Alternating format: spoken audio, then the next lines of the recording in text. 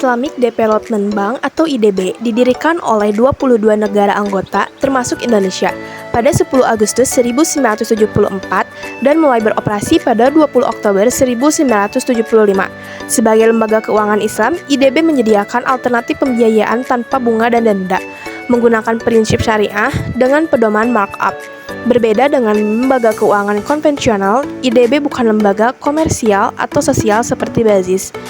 Markas besar organisasi ini berada di Jeddah, Saudi Arabia. Tujuan Islamic Development Bank adalah meningkatkan pembangunan ekonomi negara anggota dengan memberikan modal penyertaan pada perusahaan produktif, investasi dalam proyek sosial dan ekonomi, memberikan pinjaman lunak, memberikan bantuan khusus seperti beasiswa dan bantuan perdagangan antar negara anggota.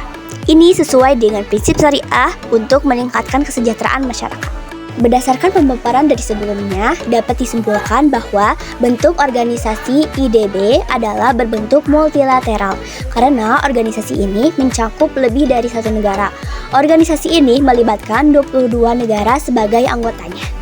Gabungnya Indonesia dengan Islamic Development Bank atau IDB membawa manfaat yang signifikan, antara lain yaitu yang pertama, pembiayaan untuk proyek berbasis syariah seperti kesehatan, pendidikan, dan lain-lain. Yang kedua yaitu pengembangan infrastruktur.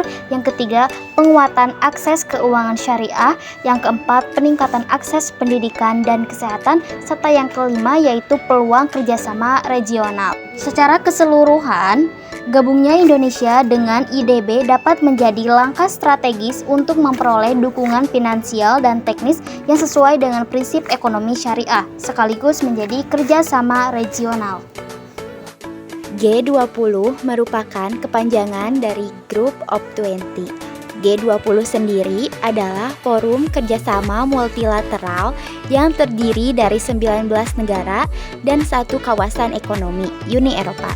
Secara resmi didirikan pada pertemuan Menteri Keuangan 67 pada 26 September 1999 dengan pertemuan pengukuhan pada 15-16 Desember 1999 di Berlin yang beranggotakan Australia, Argentina, Brazil, Kanada, Cina, Uni Eropa, Jerman, Prancis, India, Indonesia, Meksiko, Jepang, Italia, Arab Saudi, Rusia, Afrika Selatan, Turki, Inggris, dan Amerika Serikat. Tujuan dari G20 mewujudkan pertumbuhan global yang kuat, berkelanjutan, seimbang, dan inklusif. Kelompok 20, G20, adalah forum utama kerjasama ekonomi internasional. Hal ini memainkan peran penting dalam membentuk dan memperkuat arsitektur global dan tata kelola pada semua isu-isu ekonomi, terutama internasional. G20 tidak memiliki markas besar, akan tetapi tempatnya akan berganti setiap tahun, seperti pada tahun 2021 berjalan di Italia, sedangkan 2022 berada di Indonesia, dan untuk saat ini 2023 berada di India. G20 merangkul negara maju dan berkembang untuk bersama-sama mengatasi krisis, utamanya yang melanda Asia, Rusia, dan Amerika Latin. Kerja sama G20 dengan cara multilateral yang berfokus pada isu keuangan dan non-keuangan. Selanjutnya, manfaat G20 bagi Indonesia. Dalam faktor ekonomi, pertumbuhan PDB nasional hingga 74 triliun, melibatkan banyak UMKM dan penyerapan tenaga kerja sekitar 33.000 di berbagai sektor. Dalam pembangunan sosial, Indonesia berperan untuk mendorong topik terkait produksi dan distribusi vaksin. Di sisi lain, presidensi G20 berlangsung dengan produksi di tengah pandemi sehingga membuktikan persepsi yang baik atas resiliensi ekonomi Indonesia terhadap krisis.